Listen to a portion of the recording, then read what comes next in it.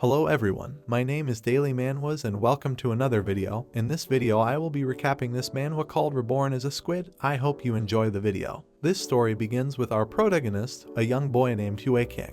He was disabled due to an illness, but when he turned 18, he acquired a broken ability. This ability allowed him to turn defeated enemies into his subordinates. Like any other day, he had come to a fruit stand with his subordinates to steal fruit, using the excuse that his disability was caused by the fruit from this place. His team was mainly composed of him and a girl named Xinyan. She was his childhood friend, a simple girl with great combat abilities. He was the leader of the group, and she executed his plans. Both of them had worked hard for several years, and now they had a couple of henchmen. In the whole city, there were only 3 fruit stands, and they had already taken control of the southern family's yard. Now, they had come to try and take over the most important point in the entire district. The owner of the stand refused to believe that Hue Kang's disability was caused by the fruit from his stand, so he ordered his group to beat them up. To his surprise, instead of fighting, Hue Kang's subordinates stole the fruit and fled. In a matter of seconds, all their fruit disappeared. Seeing this, the owner became furious and sent all his men to retrieve the fruit. But while he was distracted, Xinyan seized the commotion and stole the license for his business. Quickly, Hue King called the police to report an illegal fruit stand. Everything was going according to his plan, and the police arrived within minutes. Meanwhile, a truck driver and his sister were transporting illegal goods. Seeing the police car, the driver became nervous and quickly swerved, entering a small alley at high speed. In that alley, Hue King was enjoying his victory. Seeing the speeding truck, he tried to move off the road using a secret technique, but to his misfortune, an apple blocked his path and the truck ended up crashing into him. His last thought was that if he hadn't been born with a disability, he would have avoided his death. A few seconds later, he opened his eyes in front of a beautiful girl. The first thing he did upon waking up was to move his paralyzed legs. The girl explained to him that he was now in a spirit state. Bluntly, he pointed at the girl and asked who she was. Upon hearing this, the girl became angry and started erasing his fingers using her powers. She was the chief editor, also known as the creator goddess. She explained that he had died, and along with him, his previous world had been destroyed. She revealed that he was a comic book character, and that was why he had gained the ability to turn defeated enemies into his subordinates. Hue King couldn't believe that he had died, as he was so close to dominating the world and reaching the pinnacle of the human race. Since his greatest desire was to reach the pinnacle, the girl decided to give him another chance to be reborn in another world. Hue King was delighted to hear this, and the only thing he asked for was to have healthy limbs in his reincarnation and the power to regenerate them so that he would never be disabled again. She agreed to grant his wish, and upon hearing this, Hue King was happy because in his new world, he wouldn't have to worry about being disabled, and nothing could stop him from reaching the pinnacle. Using her powers, she sent him to his new world just before he could ask for one last favor. He woke up in his new body at the bottom of the ocean. Now, he could breathe underwater, but his body felt strange. When he looked at his reflection in a crystal, he realized he was a small octopus. Seeing his new form, he panicked. He began to get angry with the goddess for mocking him and reincarnating him as a small octopus. Realizing that getting angry wouldn't change the situation, he started thinking about how to use his limbs for the first time. Using the knowledge from his previous life, he managed to move for the first time, and as he practiced, some fish started to move rapidly toward him, so he looked confused to see what was happening. It didn't take long for him to realize that all the fish were being absorbed by a whale, and a window warned him that a whale's favorite food was octopuses. The whale began to whisper words to him, and seeing that the whale could talk, he tried to negotiate with it. However, what he didn't know was that the whale had no intention of negotiating in the slightest. The whale began to absorb him along with the other fish. As he was being absorbed, he wondered why he didn't have any special abilities like in his previous life. At that moment, a system window appeared, notifying him that the system had not fully activated, so for now, he could only use the original octopus abilities. The first ability of octopuses was flexible limbs, and the second ability was the special ability called spray ink. He used the ability and expelled ink at the whale to escape, but to his misfortune, due to his small size compared to the whale, the ink had no effect and he was absorbed by the whale. 10 minutes passed, and he was still alive thanks to his strong suction cups holding onto the whale's tongue.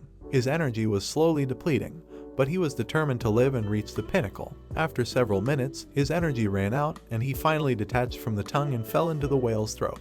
As he fell, he noticed the whale's blowholes, and at that moment, he realized that the lack of his energy was due to the lack of oxygen. Both he and the whale were running out of oxygen. He quickly concluded that it wouldn't be long before the whale surfaced to breathe. He wanted to seize this opportunity, so, using his last strength, he blocked the whale's blowholes with his small body. At that moment, the whale realized that he was still alive and desperately leaped out of the water, attempting various movements to dislodge the octopus from its blowholes. In the mouth of the whale, Hue King was also reaching his limit. At this rate, he would die before the whale. Luckily, the whale reached its limit and died. Quickly, he escaped from the whale's mouth to breathe. After the whale died, its body began to turn into energy, and that energy entered Hue King's body. As a reward for defeating the whale, the system granted him growth points and experience. He tried to open the inventory to see his rewards, but the system notified him that it had not been activated yet, so he didn't have the authority to view the rewards. To activate the system, he had to make a soul contract with an inhabitant of Atlantis, and that would also unlock the double entanglement system. After thinking for a while, he saw bright lights coming from the bottom of the sea. He headed towards the lights, and after a few minutes, he reached the coral reef area, where the system rewarded him with more bonuses. He leveled up from level 1 to level 3, and with this, his ink ability was also improved. The cooldown time for the ability decreased from 5 minutes to 1 minute. When he used the ability, he noticed that the affected area had increased by 30%. Hue King was not at all pleased, as he thought the ability was useless and had no special effect. Suddenly, he began to hear strange noises. He thought it might be another enemy, so he shouted with all his might for them to show themselves. At that moment, small octopuses that had been hiding under the rocks emerged. The octopuses thanked him for taking care of the whale, as it had been terrorizing them. Now that he could communicate with them, he planned to tell them about his current situation. So, he first asked if they knew about the inhabitants of Atlantis. The small octopuses had no knowledge of Atlantis at all. Seeing this, he asked them what they did daily if they didn't know anything. They told him that they spent their days collecting pearls from the shells. Upon hearing this, he thought he had been reborn in a marine hunter simulator as a small octopus to collect shells. While they were talking, they suddenly heard two marine creatures talking. Quickly, the octopuses grabbed Hue King and hid under the rocks. The two voices belonged to the rotten fish and the rotten shrimp, and the octopuses told him that they had come with the intention of collecting the shells they had gathered. The two appeared. The level 4 catfish was Xiao Chuan, and the level 4 lobster was Guangxi. The two were talking about their boss who resided in Coral City. It was the first time the lobster had met their boss, so he was obligated to give him a gift as a show of respect. These two were like his former subordinates, as they had come to collect protection fees. The lobster approached and hit the rock, ordering the small octopuses to hand over the protection fee. Hue King didn't take long to realize that they were like the gangsters of Earth who extorted the weak to obtain money. At that moment, he remembered that they had previously been talking about Coral City, so he quickly concluded that the key to becoming stronger lay in Coral City. The lobster abruptly grabbed one of the octopuses and demanded 300 shells. This was like the law of the jungle, and Hue King had experienced such situations many times in his previous life. He decided to leave his hiding place to get away from the scene since he had nothing to do with this. He abandoned the hiding spot, and the two gangsters noticed him for the first time. The catfish hit him because he didn't follow the rules. If someone new came to the gangsters' area, they had to greet them as a sign of respect. Then the lobster also hit him, and now they intended to break all his tentacles so he would learn the rules. Hue King fled since it was the best way to avoid getting hurt. He couldn't fight them as a small octopus, but what he didn't know was that the lobster was very fast. In the blink of an eye, he was caught, and as a punishment for trying to escape, they intended to make him pay 3 times the amount of shells as the others. He was furious, as first, he had been transported to another world as a small octopus, then he had been swallowed by a whale, and now he was being abused by some seafood. The lobster and the catfish thought he was saying strange things due to fear. Furious, Hue King used his enhanced ink ability and expelled a lot of ink on them. Quickly, he took advantage of the moment and managed to free himself from the lobster's claws. But because he had expelled too much ink, he now couldn't distinguish in which direction he should flee. Then, one of the small octopuses entered the ink cloud and grabbed him. Subsequently, they carried him away from the gangsters and took him to another hiding place. The small octopuses were impressed to see that he could expel a lot of ink, and they also suggested that they should take this opportunity to flee as far as possible. Fleeing was like an insult to him, as in his past life, he had never run away without first seeking revenge against his enemies. The two gangsters were still trapped in the ink and were unable to use their eyes, so he had planned to get revenge on them, making them pay double. He quickly looked around and saw a couple of seaweeds, and upon seeing the seaweeds, he had an idea. After a while, the lobster finally managed to escape from the ink. He was furious and wanted to make the octopuses pay for rebelling. Looking around for the octopuses, he saw one of the small tentacles behind a rock. Without hesitation, he quickly advanced toward the rocks. As he approached the rocks, he saw a piece of seaweed but didn't pay much attention to it. What he didn't know is that he had fallen into the protagonist's trap. Hue King signaled the small octopuses, and the 3 of them grabbed the seaweed and pulled it with all their strength. Slowly, the seaweed began to wrap around the lobster's body. Hue King couldn't help but think about how intelligent he was, and he believed that for the lobster to be able to defeat him, it would need to train for another 100 years. But to his misfortune, the seaweed also trapped him, and because of this, he ended up kissing the lobster. Desperate, he ordered the small octopuses to stop, but they didn't listen and continued to pull with all their strength. After a while, they realized that they had not only trapped the lobster but also Hue King. Now that he was tied alongside the lobster, he remembered that he now had the body of an octopus. With a bit of effort, he managed to escape from the seaweed. Quickly, he covered the lobster's mouth to prevent it from calling the catfish. Now that they had trapped the lobster, the small octopuses began to celebrate their victory. Hue King was furious and intended to punish them for tying him alongside the lobster, so he quickly tied up the small octopuses to prevent them from causing any more problems.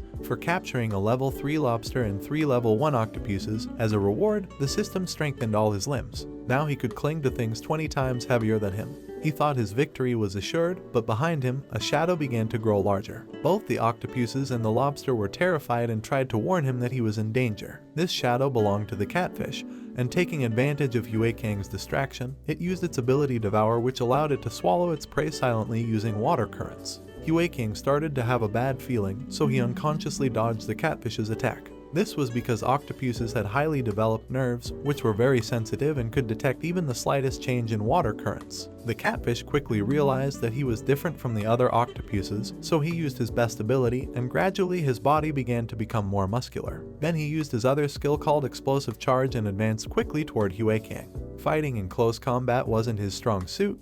That's why he was the one who used his wits, and Xinian, his childhood friend, was the one who handled the fights. At that moment, an idea came to his mind. He remembered that he had recently leveled up his limbs, so he quickly advanced toward the lobster with the intention of testing his new enhanced strength. He activated his level 4 ability, and gradually his tentacles began to grow and become stronger. Using his newfound strength, he easily lifted the lobster's body and started to swing it like a bat. Using the force of the swing, he struck the lobster's body against the catfish. This blow was so strong that the lobster lost one of its claws, and the catfish fell back several meters onto some rocks. The catfish's body got stuck among the rocks, and Hue King approached the lobster. Seeing what he was capable of, the lobster began to feel fear, and its attitude changed completely. He took the lobster's claw and showed that he intended to make them pay for their actions. The lobster, upon seeing this, began to feel even more fear. However, what it didn't know was that Hue Kang's intention was not to use the claw against it.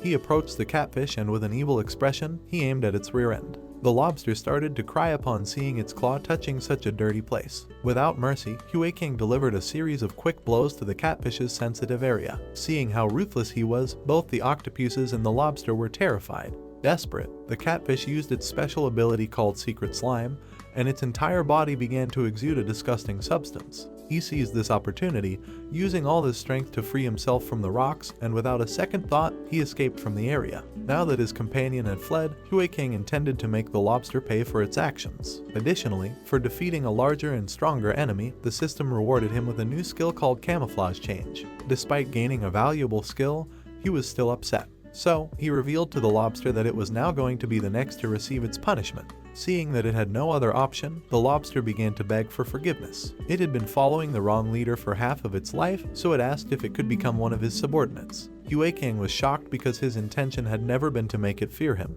But now the lobster was praying to him as if he were a god. Without thinking twice, he accepted to turn it into an ally, but with the condition that it would reveal all the information it knew so far. The catfish fled and arrived in the Coral City. Then, it went to meet its boss, asking for revenge against the little octopus. He told his boss that the octopus had mocked him even though it knew he had a very powerful boss. The dragon crocodile, upon hearing this, became angry because he had sent them to retrieve a treasure, but they had returned empty-handed and had also lost to a nobody. The catfish told him that he was very weak because he hadn't yet established a contract, so he asked if he could help him establish a contract. The dragon crocodile also thought he was weak because he didn't have a contract, so he agreed to help, but with the condition that when he established a contract, he had to eliminate all the trash from the city so that no one would know he was hiding. The dragon crocodile was injured and couldn't go out often, so he entrusted Ningi, his contract holder, with helping the catfish find someone to establish the contract. Ningi was an Atlantean. He asked the catfish to follow him, and as they left the dragon crocodile's room, they encountered a level 8 woman named Quiro.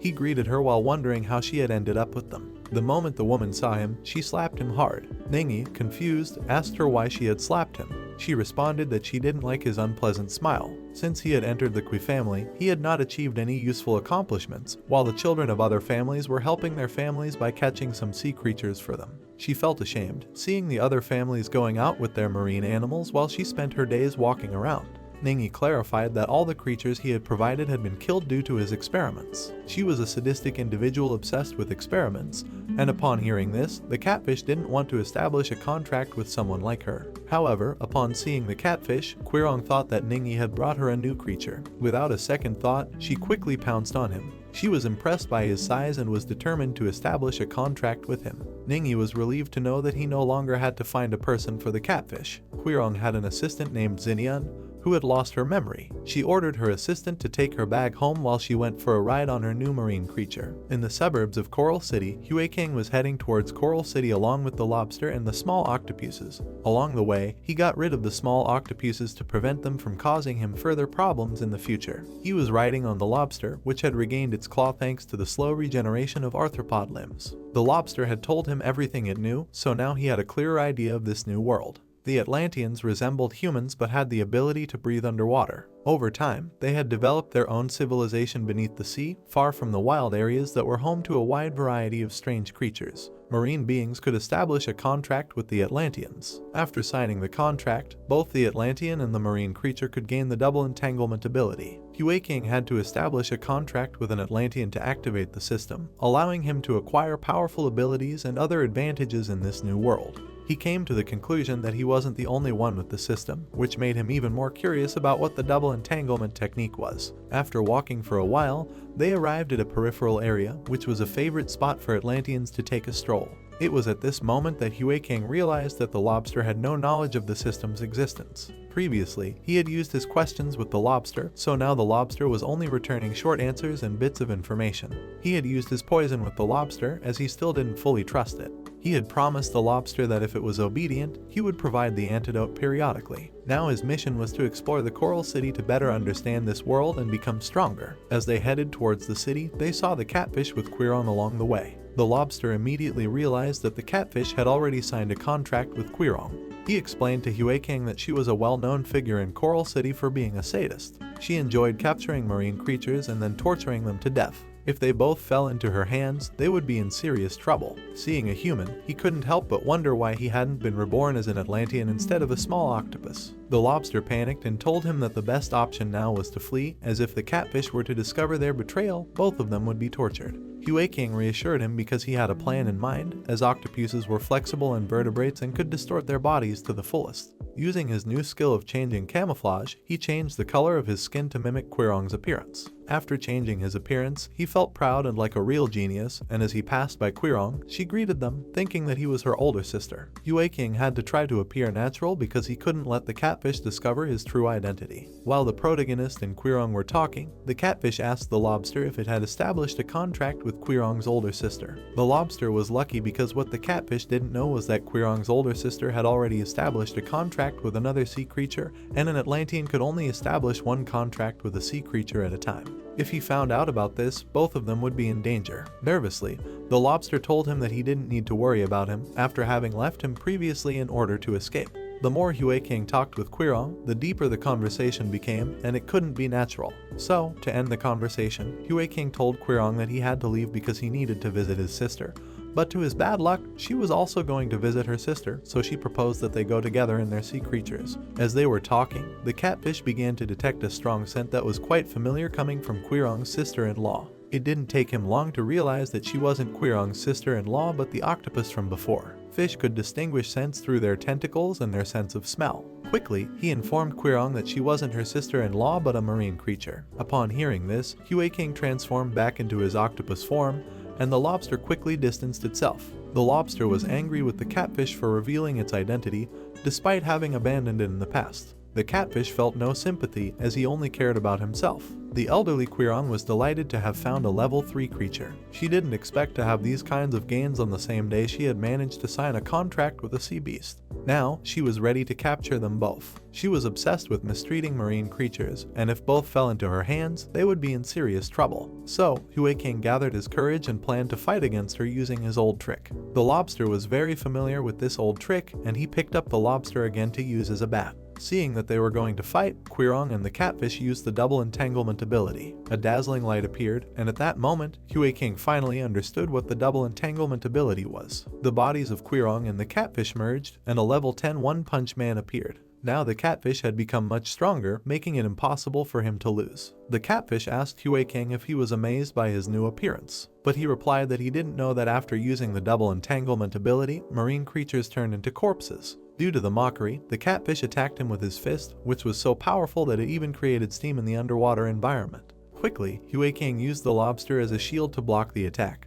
But to his misfortune, the blow was too powerful and the shield didn't provide much protection, and they both fell back several meters. He was lucky and received little damage, but the lobster, who took the full force of the punch, was unconscious. In the blink of an eye, the catfish appeared behind him and hit him again with its fists. Fortunately, he dodged the attack at the last second and used his inkjet ability. The same move wouldn't work twice in a row against the catfish, so he began to accumulate energy in his fist to use his lethal blow, which was so powerful that it could destroy the entire area affected by the ink. Quickly, Hue King realized that if he were hit by that attack, he wouldn't have a chance to survive, so he looked for a place to hide. The catfish used its lethal blow and created a tornado in the underwater environment, but because this ability consumed a lot of energy, the double entanglement ability ended, and their bodies separated. Seeing that the technique had lasted so little time, Quirong blamed the catfish for being useless, while the duration was based on the strength of both. While the catfish thought the old woman was incapable of doing anything for herself and only caused more problems. Interestingly, the catfish looked toward the area of the lethal blow and was amazed to see that it had destroyed half of the area, including the rocks and the ground. And suddenly, a very strong odor began to emanate from the lobster's body, and as the little octopus was nowhere to be found, Quirong thought it had been destroyed by the blow. She picked up the lobster's body because she wanted to take it home to cook it. She got on the catfish and ordered it to take her home. The catfish could still faintly smell octopus coming from the lobster's body. His sense of smell was correct, as Hue King was camouflaged within the lobster's body and he was alive thanks to his camouflage. And after a while, they arrived in a well-lit city. For Hue King, this city had the same feeling as human cities. Most of the wealthy people in the city were accompanied by marine creatures. In contrast, the poor people couldn't even afford clothing. In this world, only elite Atlanteans could own elite marine creatures. All those without money went to a place to receive charity. The person in charge of the place stared at Quirong and her marine creature. After several minutes, they finally reached Quirong's house. She was exhausted, so she ordered her servants to prepare some food for her. Hue King was still with them because he hadn't had a chance to escape on the way. Quirong handed the lobster's body to Xinian to prepare dinner for tonight. He planned to wait until he reached the kitchen since this was the perfect opportunity to escape. He intended to investigate the city first to find the contractors of the marine creatures. Seeing the servant's face, he realized she was Xinian, his childhood friend. He didn't know how she had also been reincarnated. After several seconds, they reached the kitchen and now they were alone. She looked identical to Xinian, but it was strange because she had never been so obedient as to become a servant. He planned to introduce himself and ask her about her origins to clarify the doubts he had. Meanwhile, she took out the knife to cut the lobster. Just before the knife could cut, Hue King shouted at her to stop. She got scared and thought it was the voice of a ghost. Seeing her reaction, he was 100% sure that she was indeed his friend, Xinian. Hue King deactivated his camouflage to calm her and told her he didn't expect to find her in the underwater world. Upon seeing a small octopus, she panicked and started running to find Quirong. He had forgotten that he had now become a small octopus, so he quickly jumped and covered Xinian's mouth, then told her that he was Hue King, her childhood friend. Although he currently didn't understand how she had ended up in a world like this, he wanted to establish a contract with her because she was the person he trusted the most. He asked Xinian how she had ended up in the underwater world, and after thinking for several seconds, she said she didn't remember anyone named Hue King. Meanwhile, Ningyi brought food to the dragon crocodile and asked how much longer he planned to stay hidden. The dragon crocodile intended to remain hidden until his wounds had fully healed. While he was in hiding, he couldn't let the Q family learn of his existence and the contract they both had. It had been 3 months since he had reincarnated in this new world. During this time, he had survived many battles thanks to his cheat tool. The girl who had transported him to this world had promised that if he could reach the top in this new world, he could live forever. But if he didn't reach the top, his existence would be erased forever. At first, he thought the girl was just joking, but from the day he fought Uncle Ba, he realized he wasn't the only person who had traveled to this world through reincarnation. The biggest threat to him in this world was the people who had been reborn like him. Currently, he was injured, but his wound was closing very quickly. His plan was to secretly accumulate as much strength as possible to eliminate his competitors. Before he could finish explaining his plan to Ningyi, he left, thinking that he was talking about strange things as usual. He thought that Ningyi had been acting strangely lately. He was only trying to reveal his plan, but Ningyi didn't pay attention and always left. The food Ningyi had brought him wasn't very appetizing, so he decided to quietly sneak a look in the kitchen. Silently, he reached the central courtyard, and through the kitchen window, he heard Xinian talking about how they weren't from this world. Immediately, he realized that they, too, were reincarnated. Huekang was telling Xinian that he already had victory assured.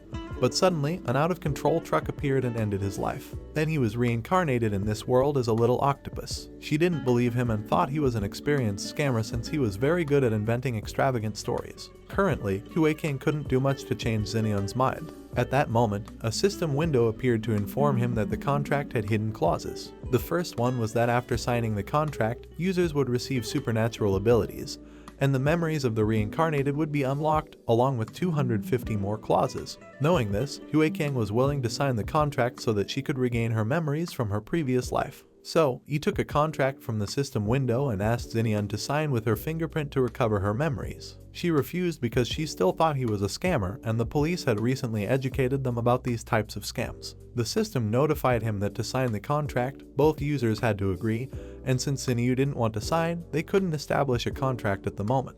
At that moment, the dragon crocodile entered and told Xinian that Huekang was telling the truth. And upon hearing the same thing from another marine creature, she thought that both of them were accomplices trying to pull off a group scam. The dragon crocodile didn't expect to find two reincarnated individuals in the same place he was hiding.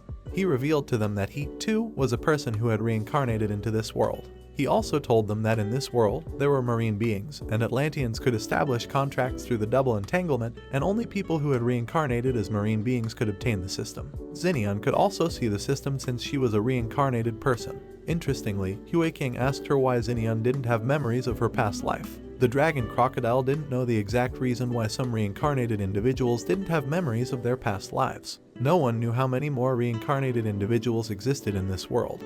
But they all had one thing in common: they had been brought to this world by a girl named Xiang. Upon knowing that they had been reincarnated by Xiang, the dragon crocodile adopted a combat stance. Quickly, Huekang sensed the danger, so he used his tentacles to grab Xinian to save her from the dragon crocodile's attack.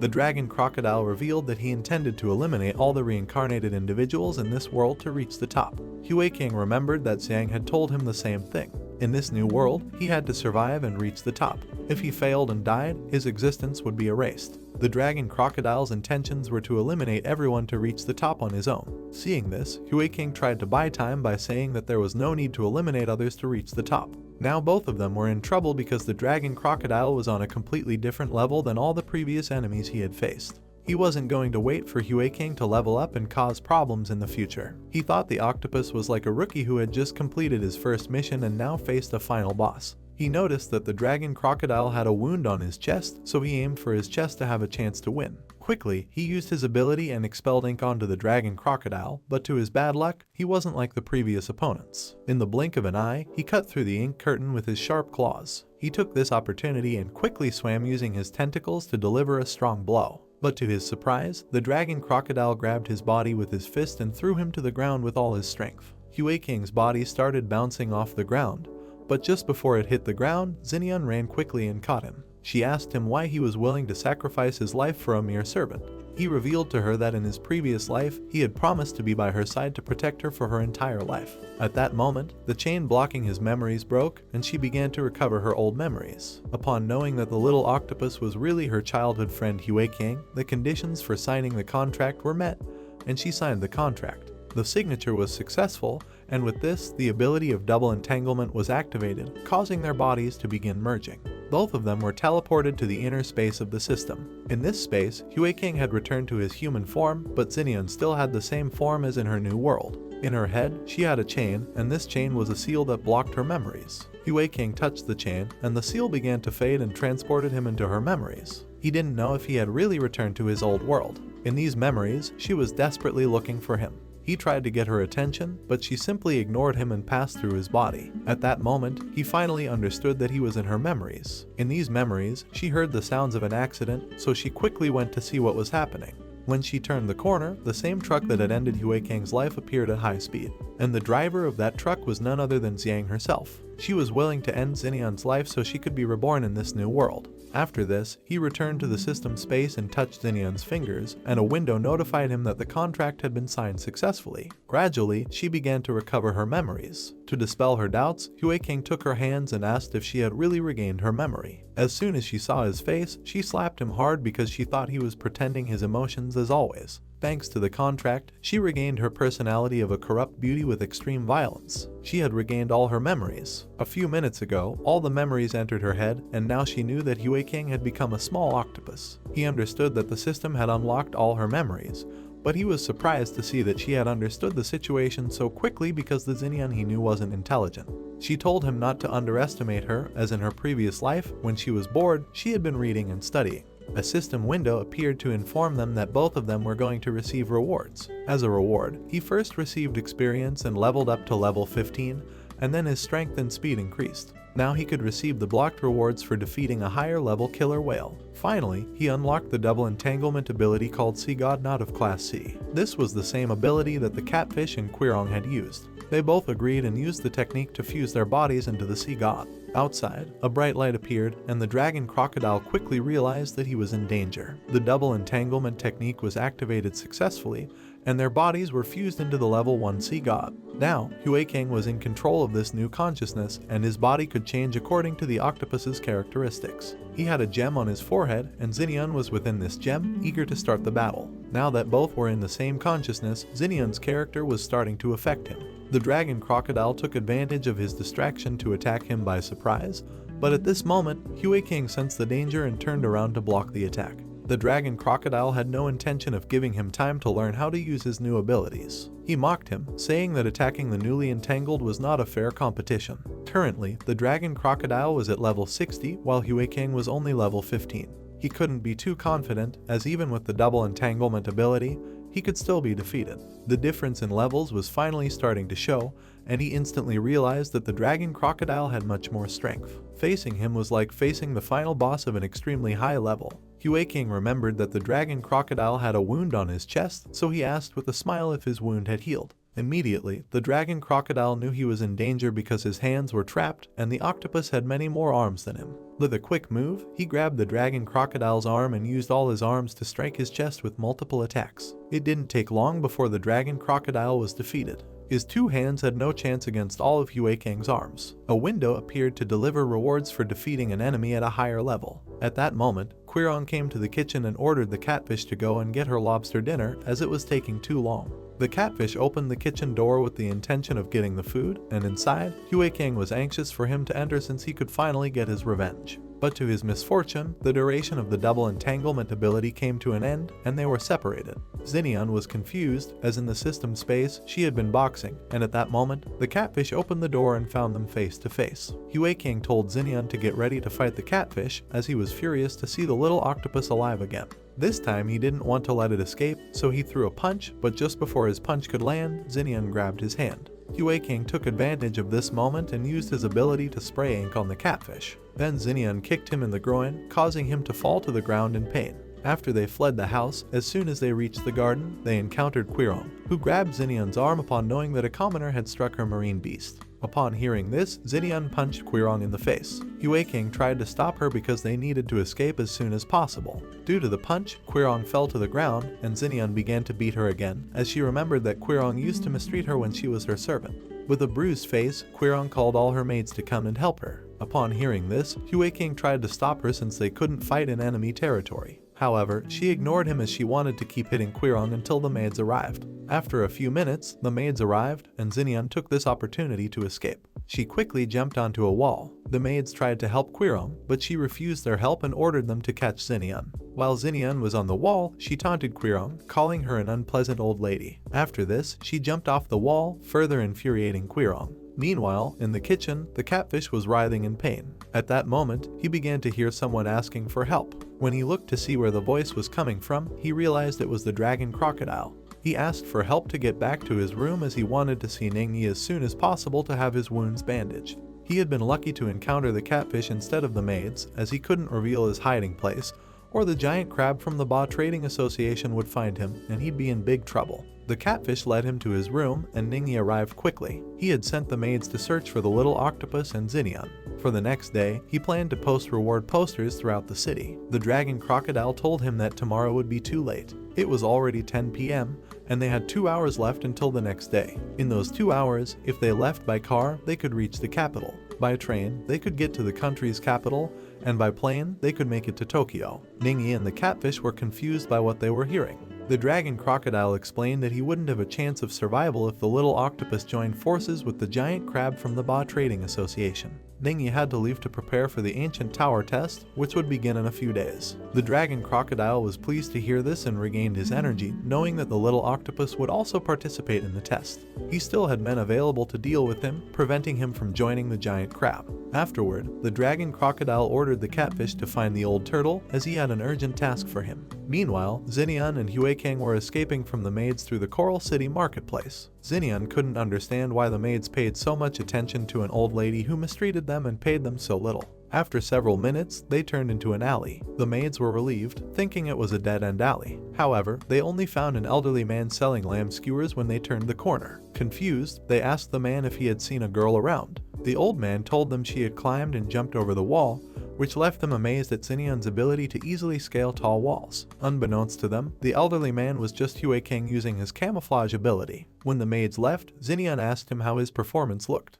He was furious because there were no lamb skewers in the sea, and she explained she saw them in cartoons. While they were arguing, the giant crab from the Ba Trading Association appeared and asked if they had a license. In their previous lives, they used to steal licenses to sell fruits illegally, and now in this world, they were facing the consequences. The giant crab started waving the sign to hurry them up. Upon seeing this, Xinian asked if they should beat him up. Huekang used the system to check the basic information of the crab, but when he looked at the crab, the system didn't allow him to see its level. At that moment, he remembered that this crab was the same one from the charity association, so he thought it was just a regular store employee. Therefore, they wouldn't have any problems if they beat him up. So, Xinian gave him a strong kick to the face, sending him flying.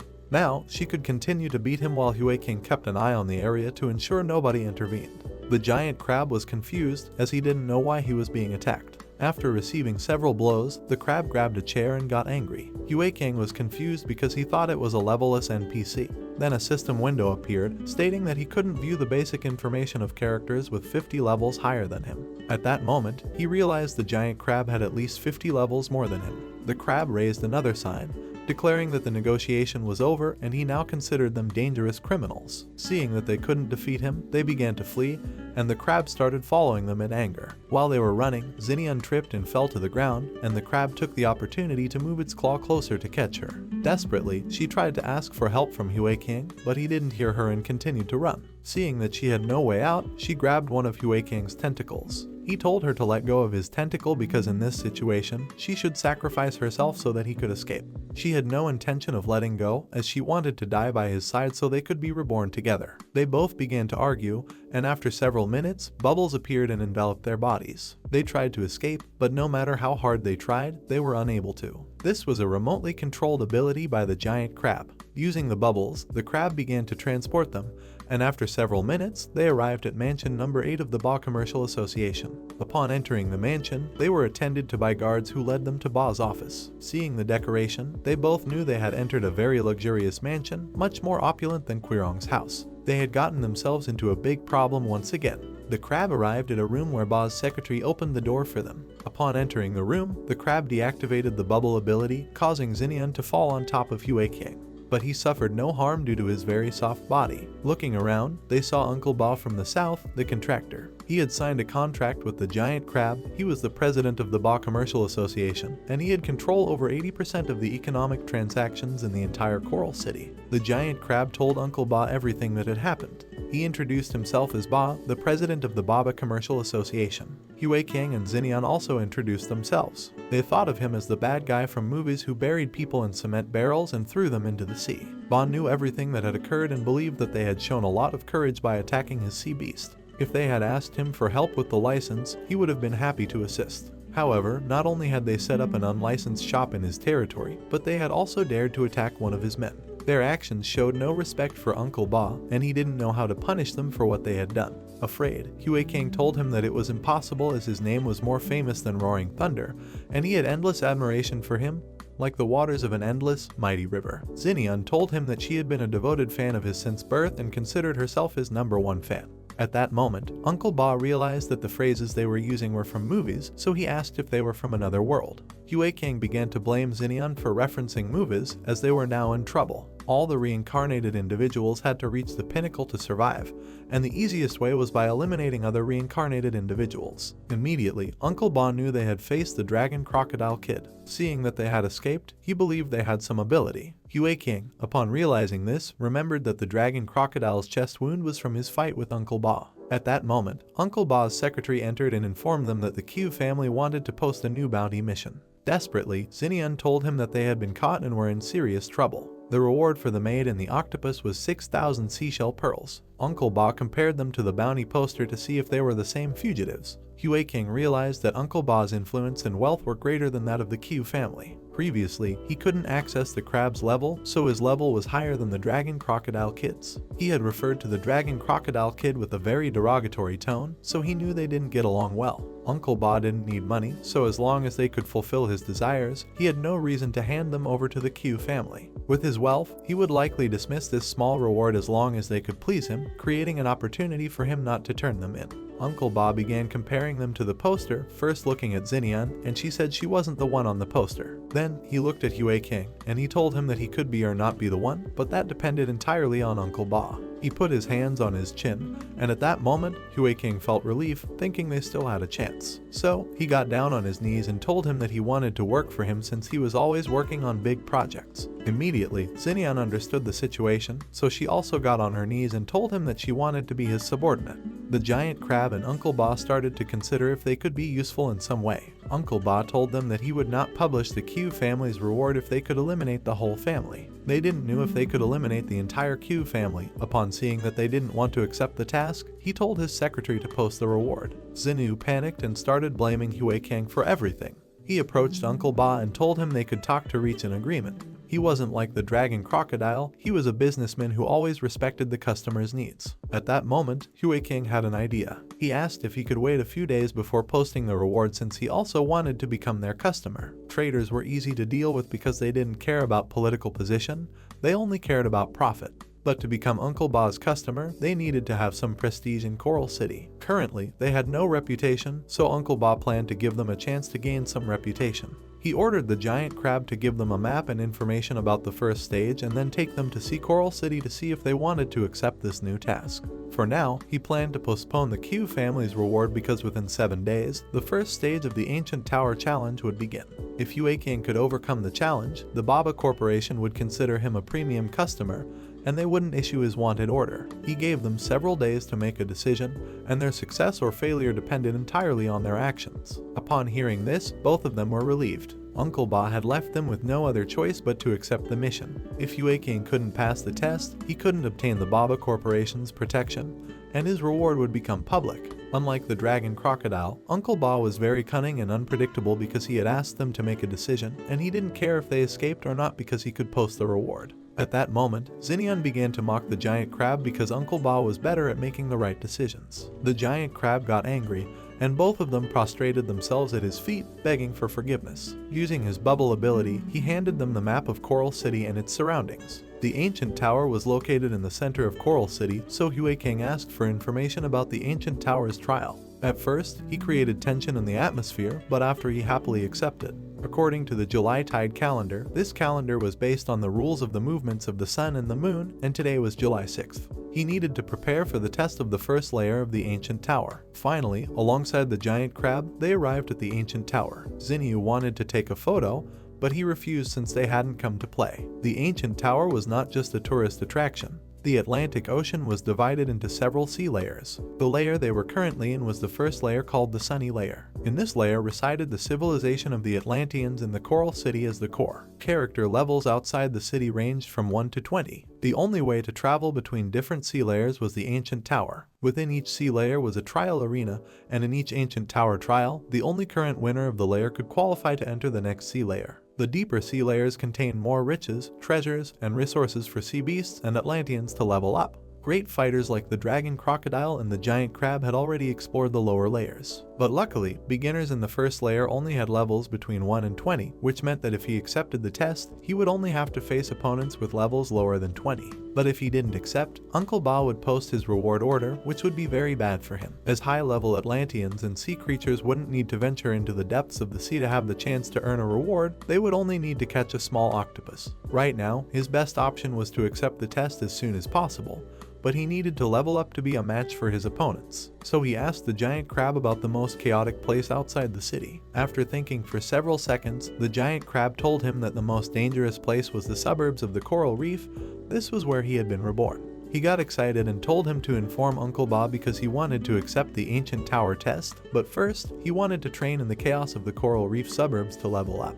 Both Xinian and the giant crab wondered why he wanted to go to the most chaotic place. He explained that the more chaotic the place, the more enemies there were to fight. He wanted to level up quickly, so he had to put in maximum effort. From what he had seen so far, the system rewarded him for defeating enemies, even if they were already injured. In chaotic areas with frequent conflicts, there would be many weak monsters for him to attack and defeat easily. He couldn't level up in the Coral City because it had already been completely divided by higher forces like Uncle Va and the dragon crocodile. The only place where they could stand out was in chaotic areas, so they headed to the suburbs of the coral reef. At that moment, the catfish saw them and quickly returned to the Q family mansion to tell the dragon crocodile that he had seen the little octopus and the crab from the Ba Association. He didn't know how they had ended up working together. Dingy informed him that the Baba Association was going to post the wanted order in a week. Upon hearing this, the dragon crocodile no longer had doubts that the giant crab and the little octopus were now accomplices. He panicked because he thought the crab surely knew he was hiding in the Q family's house. At that moment, the old turtle arrived. He was the dragon crocodile's messenger, known as the half-masked shadow ninja.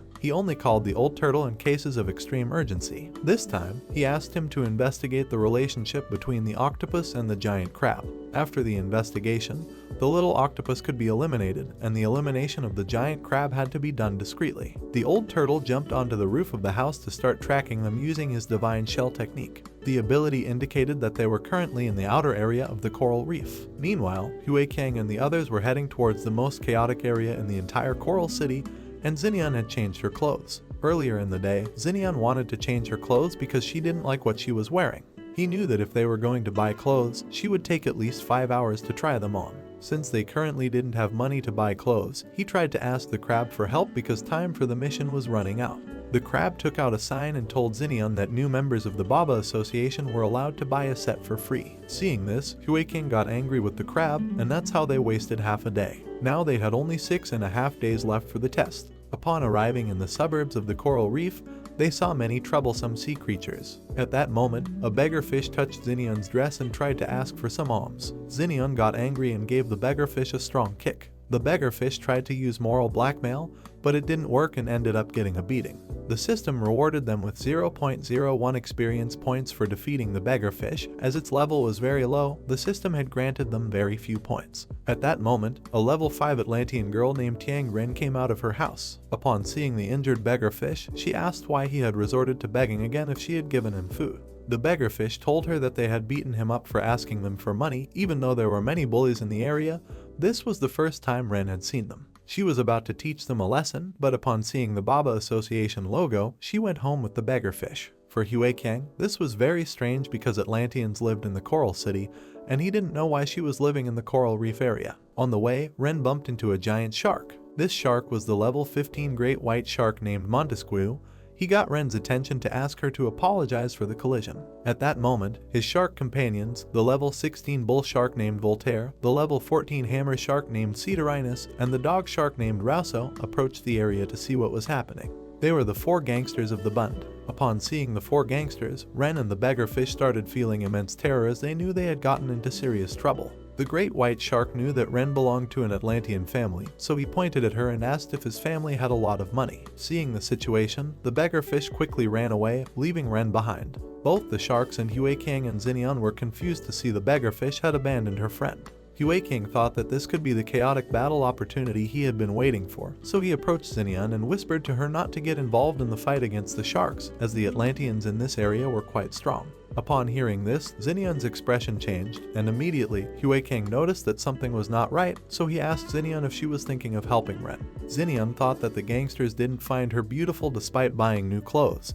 so without hesitation, she pointed at the gangsters and asked why they weren't bothering her too. Seeing Xinyan's strange competitiveness, Hue King was somewhat confused. Upon hearing Xinyan's words, the gangsters felt quite lucky as they had found 2 Atlanteans on the same day. Hue King knew things were not going to end well, so he tapped Xinyan's shoulder and told her that there was no turning back now, so they had to use the double entanglement technique to face the 4 sharks. At that moment, Xinyan sat on the ground and started acting, telling the sharks that if they wanted to fight for her, they had to go to the dance floor. Upon hearing this, Hue King hit her on the head to tell her to stop pretending to be a cute girl. The sharks started getting tired of Xinyan's attitude, so the hammerhead shark decided to go take care of them. While the hammerhead shark was advancing towards them, the sound of a gunshot was heard. Xinyan and Hue King looked in the direction of the sound to see who was shooting. The one who had fired the shot was the level 19 mantis shrimp named Tiangi. Tiangi looked at the sharks angrily and asked them to let go of Ren. The mantis shrimp was tiny in comparison to all of them, so the sharks couldn't help but laugh at him. Then the hammerhead shark approached the mantis shrimp and told him they weren't going to let Ren go. Upon hearing this, the mantis shrimp delivered a powerful punch to the face of the hammerhead shark, sending him flying. The hammerhead shark fell unconscious near the other sharks, and immediately they realized the mantis shrimp was not like the other fish. Then Xinyan and Hue King realized that it was actually the mantis shrimp who had fired the shot. Hue King thought that the system hadn't noticed his presence because he wasn't using the double entanglement ability, and he realized that Tiangi truly possessed power far beyond his physical capabilities. He began to wonder how someone at level 19 could unleash this kind of power. The 3 sharks approached the hammerhead shark to check if he was okay. Upon seeing this, Ren took advantage of the opportunity and escaped. Then, all the inhabitants in the area looked out their windows and, upon seeing one of the injured sharks, realized that the shark gang had messed with the wrong fish. One of the fish thought that Hue King and Xinyan were outsiders, so he asked them to come into his house and advised them not to get involved with the shark gang.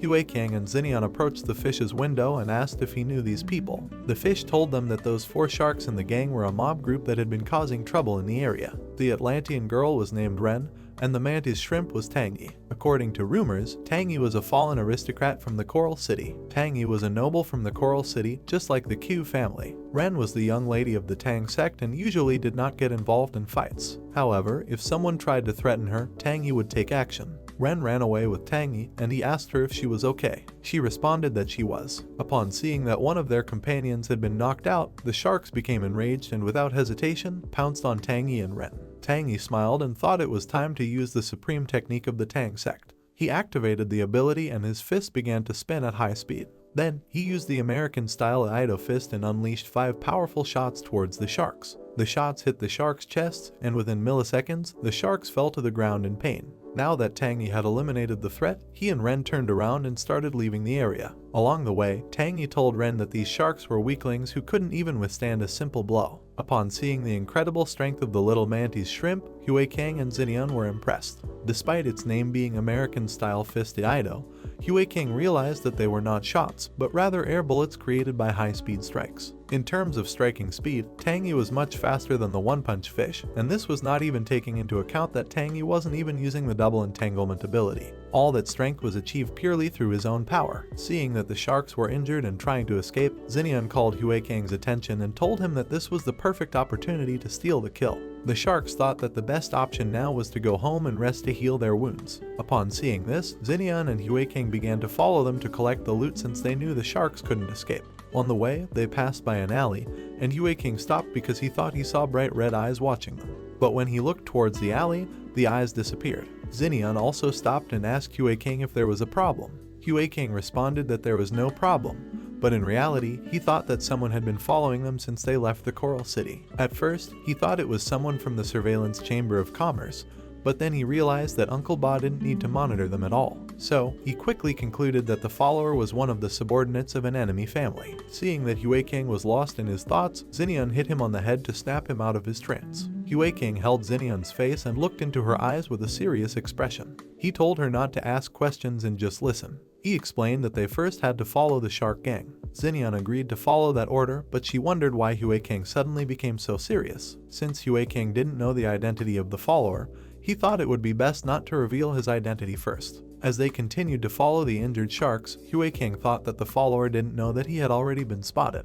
Then, the old turtle peeked out from the alley and while watching Hue King pursue the shark gang, smiled and thought that the sharks were not the only ones being followed. The old turtle was following the protagonist while he was following the injured sharks. The sharks were so injured that they didn't even realize they were being followed. With Hue King's current strength, facing 4 mobs wouldn't be a problem if he attacked them with all his power. However, the old turtle was too close, so if Hue King decided to attack the injured sharks, the old turtle would have the perfect opportunity to attack by surprise. Before attacking the injured sharks, Hue King had to find a way to get rid of the old turtle. After several minutes, the sharks entered an alley, and when Hue King and Xinian reached the entrance of the alley, they were disgusted. Xinian asked Hue King if they really should continue. Hue King covered his nose and told Xinian that he had heard that the bund was chaotic, but he had never imagined what his eyes were seeing.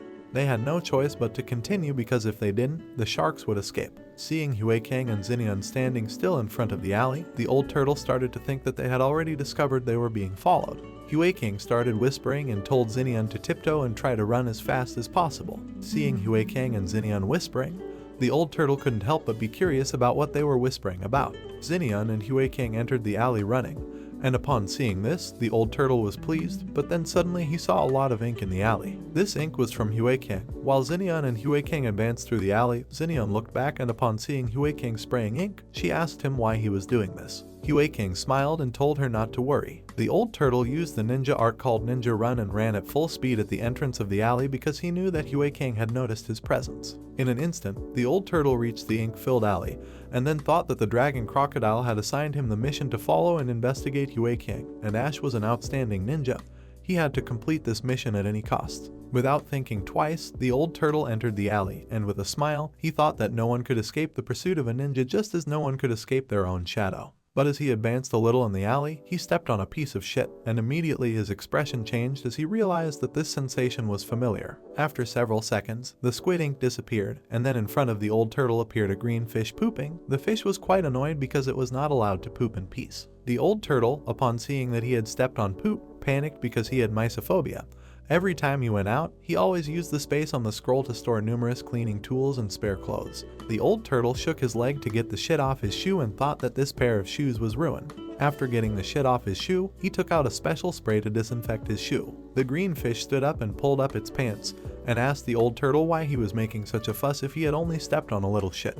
The old turtle, with mysophobia, became furious because he temporarily lost track of his target. Xinian and Hue King saw everything from a corner and couldn't help but laugh, and Xinian finally understood why Hue King had spread the ink in the alley. After several minutes, they arrived at the hideout of the injured sharks called Liang Shark Harbor. Upon seeing the name of the shark's hideout, Hue King couldn't help but feel embarrassment. He thought that sooner or later the name would disappear just like the sharks. Hue King asked Xinian to get ready to fight and promised her that if they were victorious, he would buy her 8 sets of clothes when they returned to Coral City. Xinian accepted, and they bumped their fists together to activate the double entanglement skill. Inside the hideout, the sharks sat down to chat in the gathering hole. The shark gang was the one who always intimidated others because no one dared to confront them, but this time they had been severely beaten in the chest. They couldn't just sit idly by, they had to find a way to get revenge. While they were chatting, the sea god opened the door and interrupted their conversation. Upon seeing this, the sharks started wondering who dared to enter their hideout. The sea god told the sharks that he had come to comfort them since he heard that they had been beaten up. The white shark thought that this crazy person was looking for trouble, so without thinking twice, he attacked him to teach him a lesson. But just before his attack could land, the sea god used his squid tentacles and gave him powerful punches in the chest, causing him to fall to the ground. Then, a system message awarded him experience points for defeating the white shark. The sea god cracked his fingers and with an evil smile, told the remaining sharks that it was time for the second round. The sharks quickly approached the white shark to help him. They knew that the sea god had come to cause trouble, so the hammerhead shark swiftly advanced towards him to attack with a spear. The current transformation of Hue King and Xinian was in the training phase of the sea god, and the attributes of the wise king's ghost members enhanced the properties of the squid's tentacles. The hammerhead shark attacked the sea god with a flurry of strikes, but he dodged them all effortlessly, thanks to his densely grouped nerves that could accurately detect fluctuations in water flow to react automatically. In the blink of an eye, the sea god snatched the spear from the hammerhead shark, and then dealt a powerful blow with the spear, causing him to fall several meters back. He then used the roaming wrath tear spear technique and threw the spear at the hammerhead shark, trapping its head in the ground. Seeing this, the bull shark became enraged, opened its mouth, and swiftly advanced towards the sea god to finish him off with a bite. The sea god effortlessly dodged and avoided being bitten. Originally, he planned to defeat the 4 sharks together, but he did not expect them to come at him one by one. The bull shark attempted to strike the sea god again, but he evaded all its blows as if they were nothing. Seeing the sea god's arrogance, the bull shark became even more enraged, and although he was wounded, he was determined to kill him. But just before he could attack again, the sea god delivered a powerful blow to his neck and mocked him, saying that dogs that bit randomly deserved to be treated with force and madness. Then, using the squid tentacles, he delivered strong blows to the shark's stomach, sending him flying and crashing him several meters back into a wall. Seeing the incredible strength of the sea god, the dog shark couldn't help but feel immense terror. The sea god approached the dog shark and, while cracking his fingers, told him that it was now his turn.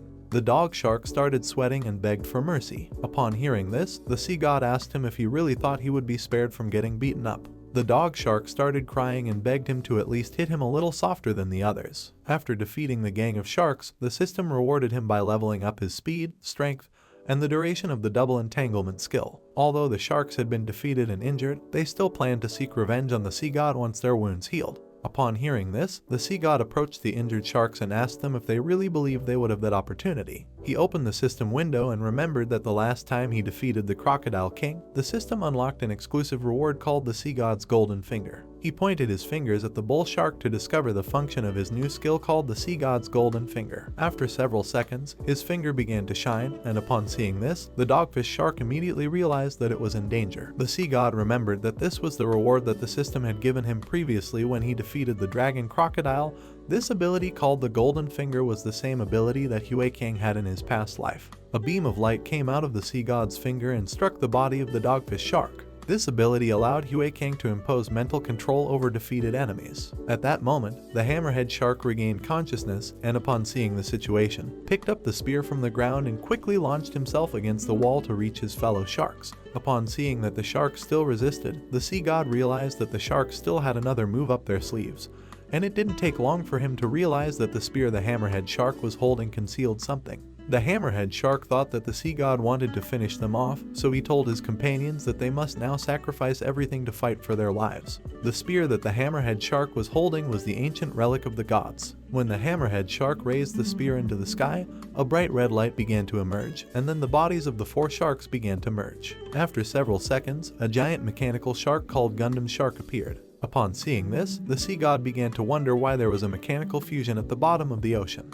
He was a little confused as to why the sharks hadn't used the fusion earlier when they were fighting Tiangi. As he had seen the mechanical fusion, a system window appeared to unlock information about the ancient relic of the gods in the information formula book. According to the system information, the ancient relic of the gods was a secret object that was scattered in the Atlantic Ocean. This object had different types of magical abilities, and it was classified into grades ranging from green, blue, purple, orange, and red, with higher grades encapsulated in deeper marine layers. The use of high-quality ancient relics of the gods could have usage restrictions and significant costs for the users. Upon hearing the name usage restrictions, he began to sweat as he realized that the sharks knew that he planned to eliminate them, so without thinking twice, they used the ancient relic of the gods, disregarding the consequences. He began to wonder what the restrictions could be. The Gundam shark he was facing was a user who possessed the ancient relic of the gods called the Giant Spectre with a purple grade. The function of this relic was to add a buff of mechanical giant transformation. This buff was cumulative and accumulated the levels of the users to increase size and combat statistics.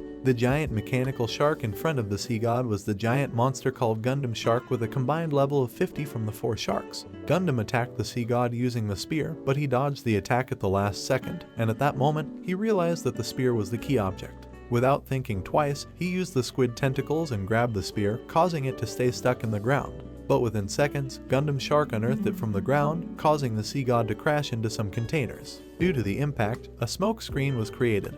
But in the blink of an eye, the sea god emerged from the screen and delivered strong blows to the Gundam Shark using the squid tentacles. The sea god finally understood how terrifying the strength and defense of the Gundam Shark were. At that moment, Gundam Shark opened its mouth, and upon seeing it motionless, the sea god became somewhat confused. Then a cannon emerged from Gundam's mouth. Gundam activated the cannon and fired a burst at the sea god, who blocked the cannon but was sent flying several meters back until he crashed into a wall. The power gap was too great, so there was no way to defeat Gundam with a direct attack. The Sea God's Golden Finger technique currently only had non-combat abilities like the Mass Intimidation technique. He thought that the best option now was to retreat. At that moment, the Squid detection system activated, and upon turning around, he realized that the old turtle had already arrived. The worst-case scenario for the Sea God was happening as he was surrounded on all sides. The old turtle took out a shuriken and aimed it at the Sea God. A few minutes ago, while the old turtle was walking down the alley, he began to wonder how a mere maid and a small squid dared to set such a despicable trap for him.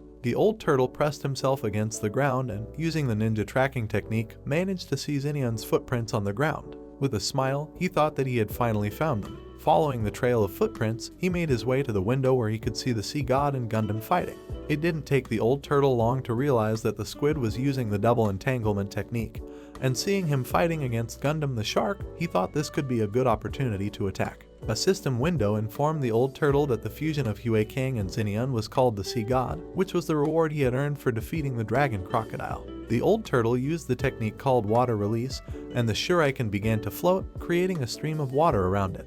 This technique was the old turtle's ultimate skill, making the shuriken spin rapidly to compress the water streams. Then, the old turtle activated the technique 10,000 chaotic flow cages and threw the shuriken towards the Sea God. Thanks to this skill, the thrown shurikens carried high-pressure water streams and could create a chaotic explosion in a fraction of a second to block the opponent's actions. Just before the shuriken could reach the Sea God, he turned around and stopped the shuriken in time using his squid tentacles thanks to the ability called Squid Sensing.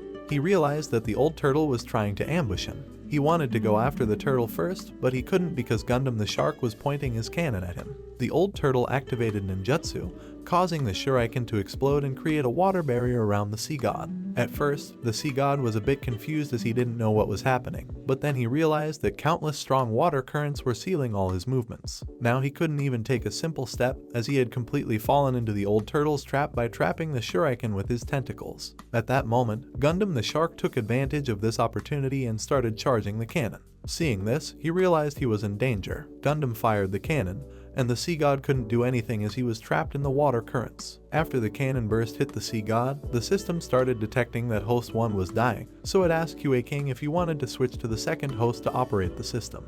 Before Hue Kang could make a decision, Xinyan accepted, and a smoke screen was created around the Sea God body. Seeing the smoke screen, Gundam the shark and the old turtle thought they had eliminated the Sea God. But at that moment, a tentacle emerged from the smoke screen and grabbed the necks of both of them. The smoke screen dispersed, revealing a squid much more powerful than the Sea God. Then a system window asked the host number 2 if she wanted to take control of the system. This new marine beast was called Squid Eva. She grabbed the Gundam shark by the neck using her tentacles. And upon seeing this, Hue Kang was surprised because his tentacles had grown in size. Hue Kang tried to control this new body, but no matter how hard he tried, he was unable to. At that moment, the Gundam shark opened its mouth and activated the cannon.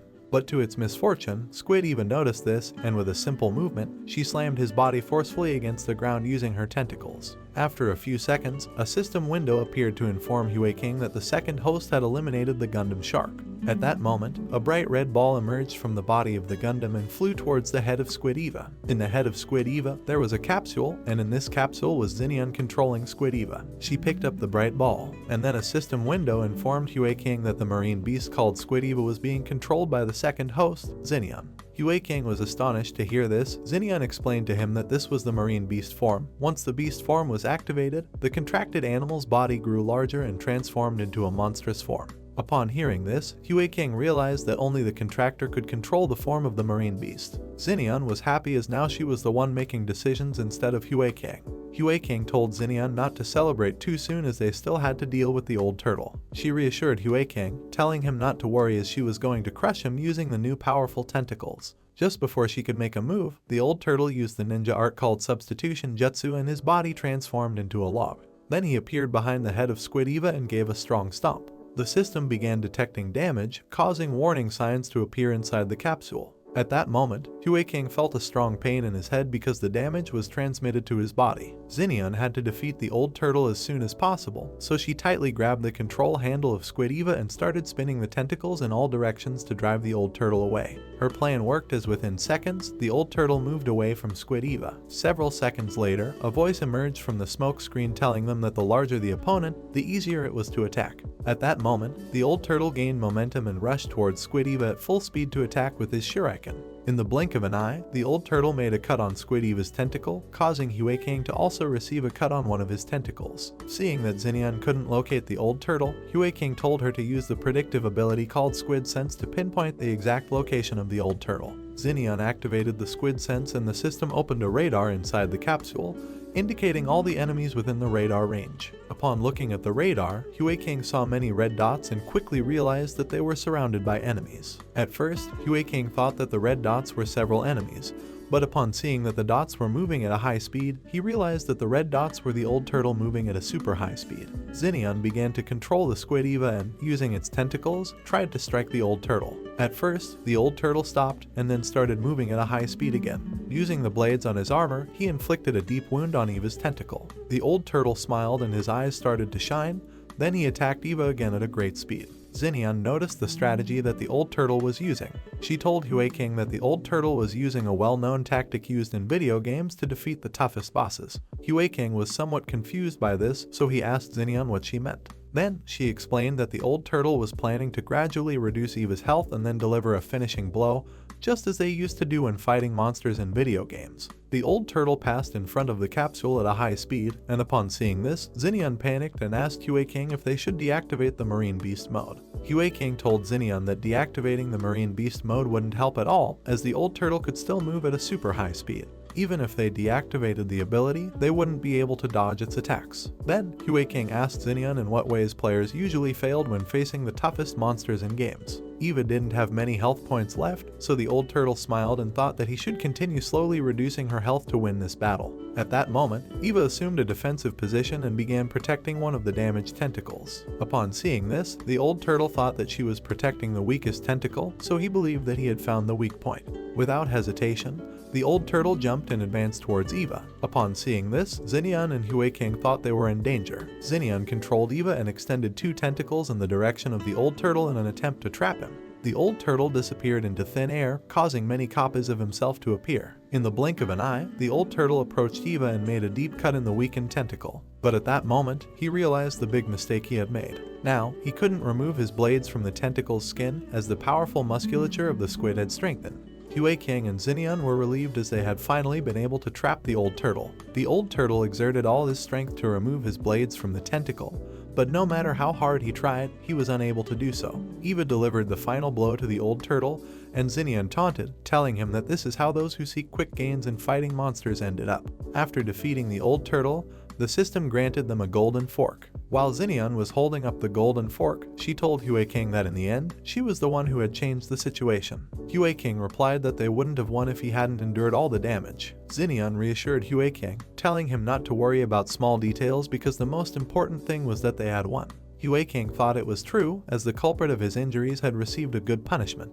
They had defeated two sea creatures of higher level than theirs, so Hue King told Xinian that the system should grant them a good reward. At that moment, a system window appeared in front of them to grant the reward. By defeating the Gundam Shark, they leveled up from level 16 to 26 and also received 15,000 experience points along with a new skill called Mind Reading, which allowed the user to see the opponent's abilities. Hue King thought that these rewards compensated for his injuries. Xinian hit him on the head to tell him to stop bragging, while she twirled the golden fork and thought that this ancient divine artifact seemed easy to use. Xinian pointed the fork at Hue King, and upon seeing this, Hue King asked Xinian if she was trying to kill him because she was jealous of his talent. Xinian denied this and asked him what the next plan was. Upon hearing this, Hue King began to think and told her that although they had unlocked the formula from the book about the ancient divine artifacts, they still had a lot of information to discover. Xinian asked Hue King if the next step was to search for more information about the ancient divine artifacts. Hue King affirmed that it was explained to her that in order to win all the battles, they needed to know themselves and the enemy, as only with enough understanding could they formulate corresponding strategies. The biggest problem currently was that they didn't know who might know something about the ancient divine artifacts. At that moment, Hue King thought that the mantis shrimp Tiangi might know something,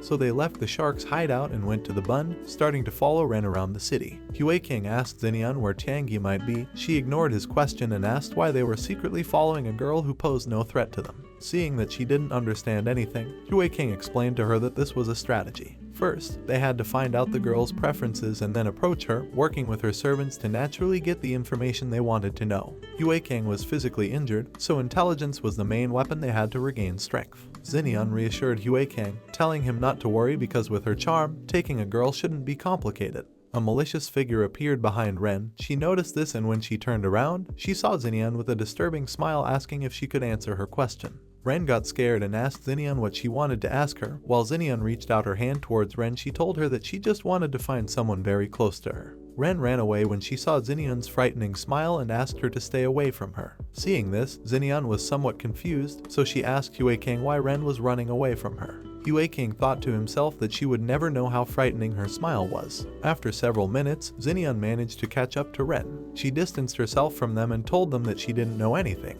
Upon hearing this, Xinian grabbed her arm and asked her to just listen to what they had to say. At that moment, a shot made Xinian let go of Ren's hand. The one who had fired was Tiangi. He knew that Xinian and Yue King belonged to Baba's commercial association, so he told them to leave Ren alone. Ren quickly ran over to Tiangi. Xinian and Yue King raised their hands and told Tiangi that it was all a misunderstanding, explaining that they didn't want to harm Ren. Tiangi shot towards the ground to warn them not to come closer. Seeing that the mantis shrimp didn't want to listen to them, Xinian became furious. Tiangi told them that they had no right to speak, as he believed that no marine creature belonging to the Baba Commercial Association was a good person. Xinian became even angrier upon hearing this and clenched her fist tightly, at which point Yue King quickly grabbed her shoulder and told her to calm down. Xinian intended to teach Tiangi a lesson, so she asked Yue King why he was trying to stop her. Yue King was currently severely injured and couldn't fight over something so trivial, so he reminded Xinian that they had just had a fierce battle against the sharks and the old turtle. Xinian stared at Yue King's injured tentacle, mocking him and telling him that she had forgot that his childhood friend was a weak chicken. Yue King started to get angry, and upon seeing this, Xinian asked him not to get upset and told him that if he wanted to achieve great things, he needed to let go of insignificant details. Xinian calmed down and asked Yue King what they should do now if Tiangi wasn't willing to listen. Yue King realized that Tiangi held a strong resentment towards the Baba Commercial Association. He came up with a plan and began explaining the details to Xinian. While Xinian and Yue King were distracted, Tiangi told Ren that this was the perfect opportunity to escape. At that moment, Yue King and Xinian started looking at them with pity. Then Xinian began to cry and explained to Tiangi that they too were people persecuted by the Baba Commercial Association. Yue King also started to cry and told him that he also hated the Baba Commercial Association. Seeing their sudden change in mood, Ren asked Tiangi why they were so strange. Tiangi replied that they needed to distance themselves from them as soon as possible because they had mental problems. While Xinian wiped away her tears, she explained that the reason she had joined the Baba Commercial Association was because she had been violently forced into it, with no choice. Then Yue King also explained that in the Coral City, they were considered insignificant shrimp who couldn't compete against the big business of the Baba Commercial Association. Tiangi wasn't entirely sure if they were telling the truth, so he asked them what he and Ren had to do with this matter. Yue King's plan was starting to work. He cried even more and told them that they only wanted to obtain some information about the ancient divine relics in order to escape from the Baba Commercial Association, as they were tired of following Uncle Ba's orders. Xinian took advantage of Tiangi's distraction, approached Ren, and started asking for help. Seeing this, Tiangi held Ren's hand, and they began to leave the area, as Tiangi didn't want Ren to hear the nonsense from Xinian and Yue King. Realizing that Yue King's plan hadn't worked, Xinian felt like she had wasted her tears. Yue King thought he had been mistaken to think that Tiangi would be easy to deceive. Xinian thought about returning to Uncle Ba to ask for information about the ancient divine relics. Yue King told her that they wouldn't get any information if they returned to Uncle Bai, as he was a businessman. The gentle methods weren't working, so Yue King believed it was time to use tougher methods. The next day, Yue King and Xinian started following Ren throughout the city. Ren began to feel as if someone was following her. At that moment, Xinian quickly ran towards Ren with a sack to kidnap her.